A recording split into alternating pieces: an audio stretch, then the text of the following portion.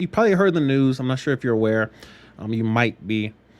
But a young lady, age of 30, former Miss USA, a Cheslie Kryst, lawyer. I believe she's from New York City, I believe, committed suicide. If you're anywhere around the military, you're going to notice some trends in the rhetoric, the trends in the goings ons. But the tracking of mental health, it's a priority for those who are in power, for those who have been in power, for those who have been given authority in certain positions. They're required to track certain things, certain variables, certain words, language. Mental health, it's not something that people care about until they have to. That's unfortunate. Someone who's currently on medication, I'm on my, what I would say, second month of being on Zoloft. Hasn't changed my life in amazing ways, but it has taken the edge off, which is kind of the point of why I even embarked on that journey, was to kind of alleviate some of the symptoms of dealing with anxiety. And I won't completely blame the military in this regard, but there's a correlation.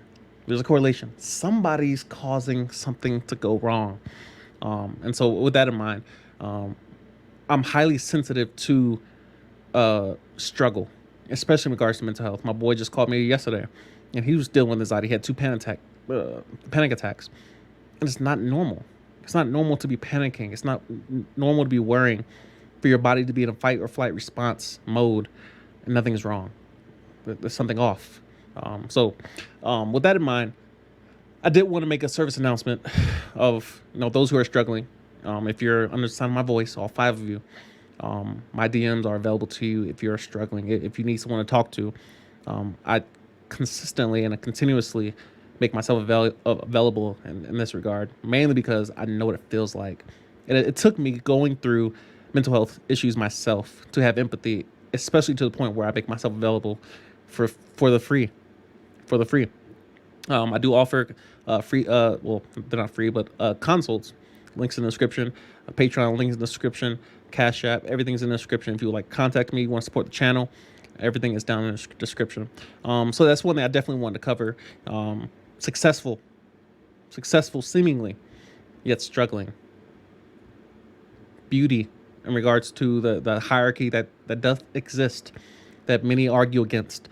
Is there levels to beauty, or is it all subjective? Is there any rationale behind the objectivity of beauty? Some would say that she had all of it, and yet suicide. How is that? How can you be a lawyer, be amongst the arguably most beautiful women in the world, in the primary career, and yet you're still unhappy? What else is there? I personally don't know, but there's a strong reason why I'm getting out, is because if I'm not being fulfilled by my low-paying job, why stay? For what? Constant talk of, I want the 20-year retirement, but yet if you're going to be unhappy for the next 20 years, is it truly worth it? You see people, come back from war and their legs are blown off, the hearing impairments, all these different physical ailments. And then you see them get discharged, and that they got a percentage from VA. We're gonna pay you 100% of your benefits, your pay and benefits for the rest of your life. But is it worth it if you can't walk? You can't play sports. You can't chase your kids around. Is it worth it? I don't know. I don't believe any part of my body is vestigial. It's optional. Well, you don't need your eyeballs technically to live. That's true. It doesn't make it vestigial. The constant evolutionary talk of, we used to have tailbones and parts of our body, our spleens or our liver, or we have two, whatever, all this constant talk of vestigial organs. You can live with a lot of things missing. You can live with no arms and no legs, no ears, no nose, no lips, no teeth. You don't need eyebrows. You don't need hair. You don't need cheekbone. You can just start shaving stuff off. Doesn't make it vestigial. Doesn't make it, unnecessary. It plays a role. I say all that to say this. You're going to struggle, especially those. I just did an interview with a dear friend. You'll be seeing clips of that coming out shortly. But yeah, mental health, it's something in the water. It's something in the water that Most are not addressing proactively. We're kind of just waiting for things to happen, and then when it happens, we just react and we dance and we play around with it. It's not a game. It's not a game because it comes very quickly. And you look up, and somebody in the prime of their life is gone. And I'm like, how? Regina King's son, suicide, gone.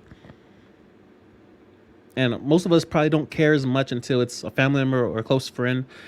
But when I see things like that, I'm like, I know how I struggle, and I know I have maybe the fingers on my hand I can count as far as people I can hit up and like, yo, I'm struggling, and I know who responds. It's different. It's different. So I'm hyper aware of stories like this where, who knows what's going on in people's lives. You look at people and they smile. You look at Instagram and you see all these smiling faces. This is a very smiley generation, selfie generation. And yet behind that, the struggle is hidden. You'll never see struggle on Instagram. How could you? TikTok, it's devoid of it. You see all these smiling faces and those people that are seemingly successful. I look over the fence and I see Lita Turner, I see the Kevin Samuels, I see MTR, all these successful YouTubers. I'm like, Andrew Schultz, Flagrant 2, DJ Academics. I'm like, I see all these people over the fence and like they're making all this money. And I'm like, I'm sitting here enlisted as hell. And I'm like, well, for one, I'm not as consistent as they are. I'm not as dynamic as they are. My content clearly is not popping like theirs is. Stop looking over the fence. Happiness is not over there. It's where you currently are, and you must pursue it. You must create it. You must develop it. You must harness it. And I'm no expert on happiness because I'm not the happiest person in the world. But I notice correlations, strong correlations, that it's not money that brings happiness. Money solves problems. It's like a ladder or a hammer. It's a tool. One moment you may have abundance. The next moment you have a deficit. But my happiness cannot be based on my bank account. It can't be. Now, it does create options. It does create experiences, which may lead to happiness. But that's a foundation. Anyway, yeah, again, suicide is not, some may call it selfish. Some may say, you're just creating problems for other people. You're transferring your anxiety, you're transferring your pain to other people. Who knows? But the way I see it, it's kind of like a grenade where you may leave the situation, but it just transfers it blows up an entire region, and countless people are affected by it.